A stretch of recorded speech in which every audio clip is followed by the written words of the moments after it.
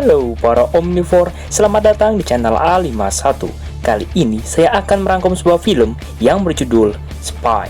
Film yang rilis pada tahun 2015 ini menceritakan seorang wanita yang ditunjuk menjadi mata-mata yang menggagalkan aksi perdagangan senjata nuklir. Langsung saja tanpa berbacot ria, ini dia Spy.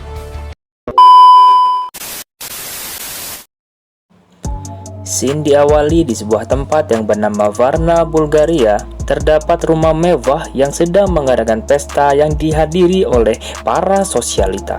Dan di sana terdapat seorang mata-mata yang sedang menyamar yang bernama Bradley Fine. Ketika menemui target, dirinya langsung menginterogasinya dan menanyainya di mana nuklir tersebut disembunyikan. Akan tetapi, konyolnya, si Bradley malah bersin yang membuat dirinya tanpa sengaja menembak target tersebut. Setelah itu, Bradley pun berusaha kabur dengan dibantu asistennya yang di depan layar yang bernama Susan Cooper, hingga dirinya mampu berhasil lolos dari tempat itu.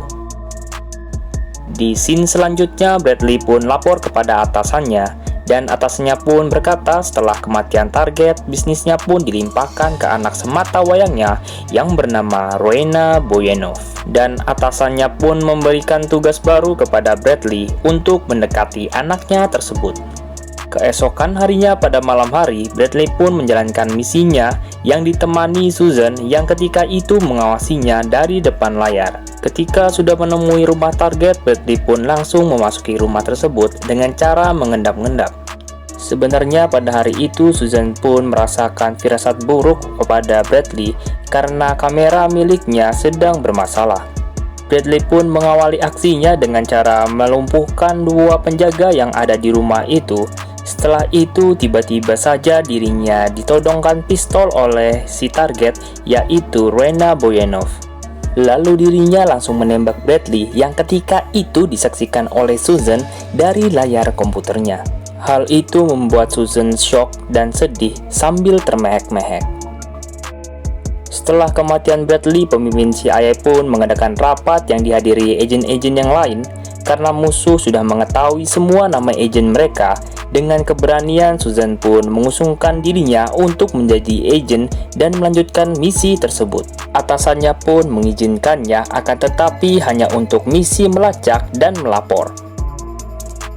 Di hari pertama menjadi mata-mata, Susan pun berangkat ke Paris. Dirinya pun berharap mendapatkan penginapan hotel yang mewah, akan tetapi dirinya malah mendapatkan penginapan yang sangat kumuh. Dan konyolnya lagi, salah satu mata-mata yang bernama Rick Ford berada di dalam kamarnya yang membuat Susan pun kaget. Ford pun berkata bahwa Susan tidak pantas menjadi mata-mata karena dirinya terlihat seperti emak-emak tukang gibah dibandingkan dengan mata-mata sungguhan. Setelah mengatakan hal tidak penting seperti itu, Ford pun pergi meninggalkan Susan. Keesokan harinya ketika dirinya ingin mengecek kantor DeLuca, ternyata kantor tersebut sudah terbakar semalam. DeLuca sendiri diceritakan adalah seorang broker dari bisnis penjualan senjata nuklir tersebut. Setelah itu, Susan pun menemui warga asli setempat. Karena dirinya pandai berbahasa Prancis, dirinya pun menanyai perihal kebakaran semalam. Orang tersebut memberikan gambar dari HP-nya yang memperlihatkan seorang pria misterius yang berada di TKP semalam. Susan pun langsung menghubungi sahabatnya yang seperti jerapah yang bernama Nancy untuk mengetahui siapa pria misterius tersebut. Akan tetapi, Nancy pun tidak menemukan data pribadi dari pria itu. Ketika di sebuah restoran, lagi-lagi dirinya bertemu dengan si kampret Ford yang terus membual bahwa dirinya adalah mata-mata sejati yang pantas untuk menyelesaikan misi ini. Karena risih dengan bacotannya si Ford, Susan pun menyuruh dirinya untuk pergi.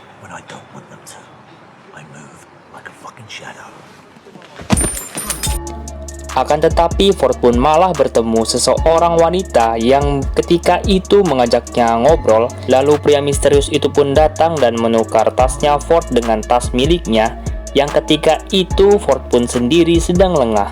Setelah itu Susan pun mengejar Ford dan memperingatinya dengan cara merebut mikrofon dari seseorang yang sedang konser di tempat itu bahwa tasnya sudah ditukar oleh seseorang, dan ternyata setelah Ford membuka tas tersebut terdapat sebuah bom di dalamnya. Dengan sigap Ford pun langsung melempar bom tersebut ke dalam sungai lalu meledak yang membuat orang-orang yang berada di sana pun kabur layaknya dikejar oleh bis Titan atau Titan abnormal, dan itu sangat menghedenkan. Ketika Susan lengah, pria tersebut pun sempat memoto dirinya. Hal itu langsung membuat Susan dengan tubuh semoknya pun mengejar pria itu hingga hal tersebut membawanya di sebuah gedung kosong. Ketika Susan mencari pria itu, tiba-tiba pria tersebut pun langsung menyerangnya yang membuat mereka berdua terguling-guling terpental-pental hingga Susan pun menodongkan pistol ke arah pria itu. Sayangnya pistol tersebut ternyata tidak memiliki peluru. Dengan pede pria tersebut ingin menyerang Susan, akan tetapi Susan pun langsung menghancurkan biji kemenyan pria itu. Lalu dirinya menyerang balik dengan kekuatan Titan abnormalnya hingga pria tersebut pun jatuh dan menewaskan dirinya sendiri. Di scene berikutnya, Susan pun balik ke hotelnya, lalu dirinya melaporkan hal itu kepada bosnya, dan bosnya pun langsung memberikan tugas baru kepada dirinya untuk pergi ke Roma. Setiba di Roma, dirinya pun langsung dijemput seseorang yang berwajah mupeng yang bernama Aldo.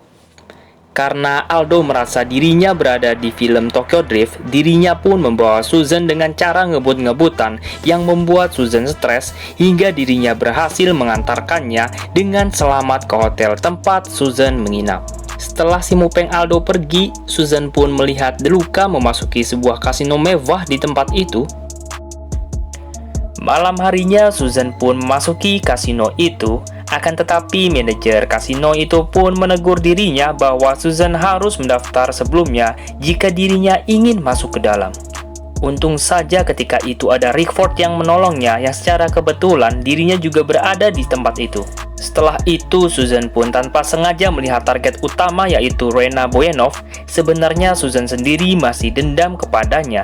Akan tetapi, kalau Rena mati, maka dirinya tidak akan mengetahui lokasi nuklir tersebut, karena hanya Rena saja yang mengetahui bom itu disimpan. Dengan inisiatif, Susan pun mendatangi Rena dan memberitahu bahwa sebelumnya ada seseorang yang menaruh sesuatu di minumannya tersebut. Setelah itu, Rena pun mengajak Susan untuk ikut menemui orang yang memberikan sesuatu ke minumannya, lalu menyuruh orang tersebut meminum minuman itu yang membuat tenggorokannya pun meleleh. Karena merasa hutang budi, Rena pun mengajak Susan untuk jalan-jalan ke Budapest menaiki jet pribadinya. Hal itu dikarenakan karena Susan sudah menyelamatkan hidupnya. Ketika di dalam pesawat jet, Rena pun berkata bahwa Susan mirip sekali dengan ibunya yang sangat menyedihkan, sambil memperlihatkan foto milik ibunya. Setelah itu, Susan pun nampak pusing setelah minum wine yang diberikan Rena, lalu dirinya pun pingsan. Ketika Susan siuman, dirinya pun berkata kepada Rena kenapa membius dirinya. Rena pun menjawab bahwa dirinya belum mempercayainya. Ketika mereka berdua sedang berargumen, tiba-tiba ada seseorang yang menembak bodyguard serta pilot dan co-pilot. Si botak laknat ini melakukan hal itu karena dirinya menginginkan barangnya Rena. Maksud saya barangnya itu senjata nuklir milik Rena.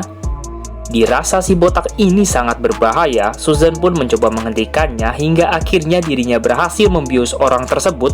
Karena pesawat tidak ada pilotnya, maka pesawat itu pun menjadi oleng. Disinilah kemampuan dari Susan Cooper pun diperlihatkan. Dengan berbekal pengetahuan dari akademinya, dirinya akhirnya mampu menstabilkan pesawat tersebut. Setelah pesawat stabil, tiba-tiba Rena pun menodongkan pistol ke arah Susan karena Rena curiga bahwa Susan adalah agen CIA. Akan tetapi karena Susan pintar, dirinya pun langsung ngeles dan meyakinkan bahwa dirinya adalah pengawal pribadi yang diutus oleh mendiang ayahnya untuk melindungi Rena. Hingga akhirnya si dodol Rena pun mempercayai semua penjelasan dari Susan. Sesampainya di Budapest, tiba-tiba ada seseorang yang mendekati mereka. Dengan sigap, Susan pun langsung melemparkan HP-nya ke kepala pria itu yang membuatnya terkapar. Rena pun berkata bahwa orang tersebut memang memiliki wajah oneng Namun, dirinya adalah salah satu bodyguard miliknya. Ketika di depan kamarnya Rena, Susan pun nampaknya masih kesal kepada pria itu karena wajahnya terlihat oneng. Susan pun merebut jaket pria itu secara paksa. Setelah memasuki kamar, Susan pun berusaha berkomunikasi dengan Nancy karena Susan melihat ada kamera tersembunyi di tempat itu. Dirinya pun berinisiatif untuk berkomunikasi di luar hotel. Ketika berkomunikasi dengan Nancy, tiba-tiba Nancy pun muncul di depannya. Hal itu membuat Susan kaget sekaligus terkentut-kentut, dan Nancy pun berkata bahwa dirinya disuruh bos untuk menyusul dirinya. Di tengah-tengah perbacotan mereka itu, tiba-tiba saja Rena pun muncul. Dengan panik, Susan pun langsung menjelaskan bahwa Nancy adalah temannya yang dapat dipercaya. Ketika menjelaskan hal itu, tiba-tiba mereka semua pun diserang dan ditembaki oleh orang yang menaiki mobil hitam. Untungnya mereka pun langsung berlindung, akan tetapi nasib kurang beruntung kepada si Oneng, dirinya pun tewas ditembak. Karena gondok, Susan pun langsung mencoba untuk mengejar mereka, akan tetapi karena gagal sebelumnya, Susan pun mencari skuter baru dan mengejar orang-orang yang menyerangnya. Terjadilah aksi kejar-kejaran seperti film-film action lainnya. Susan pun mengendarai skuter layaknya Valentino Rossi. Karena dirasa tidak dapat mengejar, Susan pun dengan kemampuan intelijennya mencoba untuk lewat jalan pintas. Akan tetapi, lagi-lagi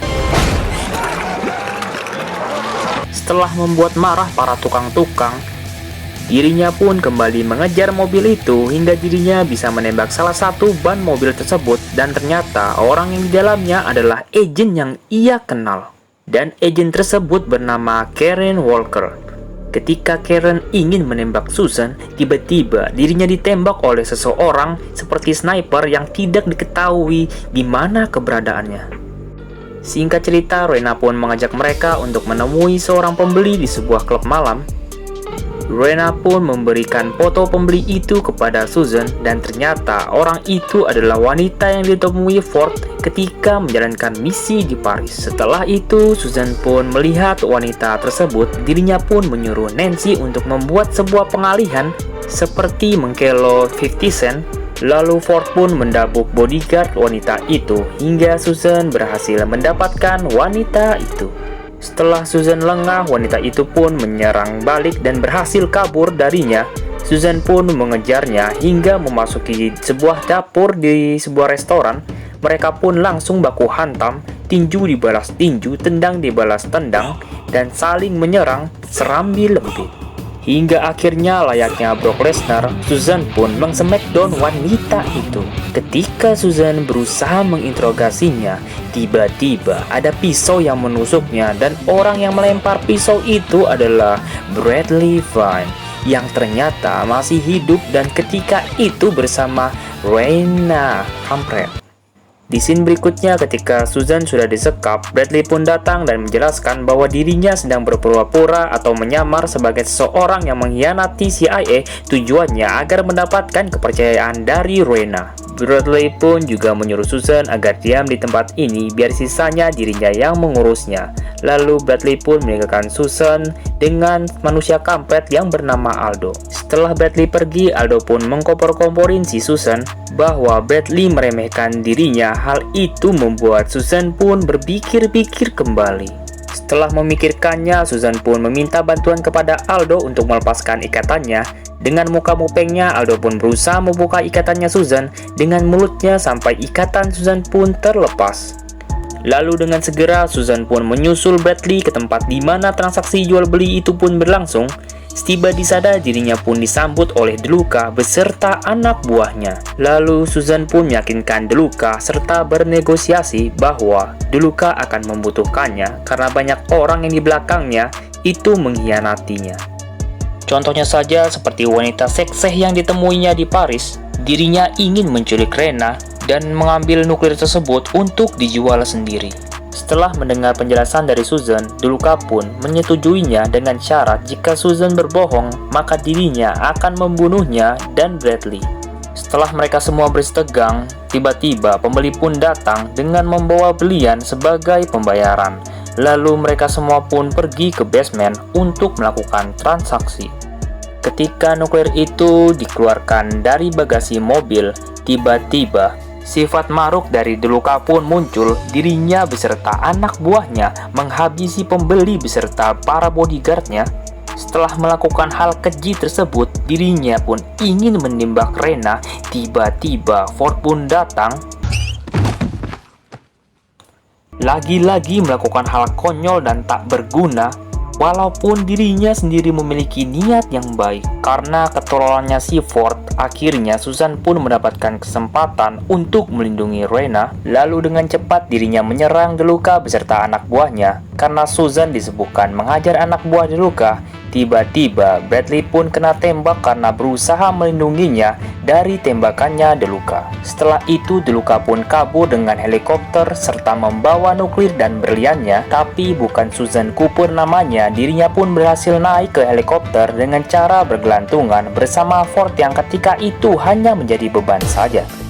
Setelah Ford yang tidak berguna pun terjatuh, Susan pun berhasil ke kokpit dan membuang berlian serta nuklir itu ke bawah danau. Karena melihat hal itu, Deluca pun menjadi murka dan ingin menembak Susan.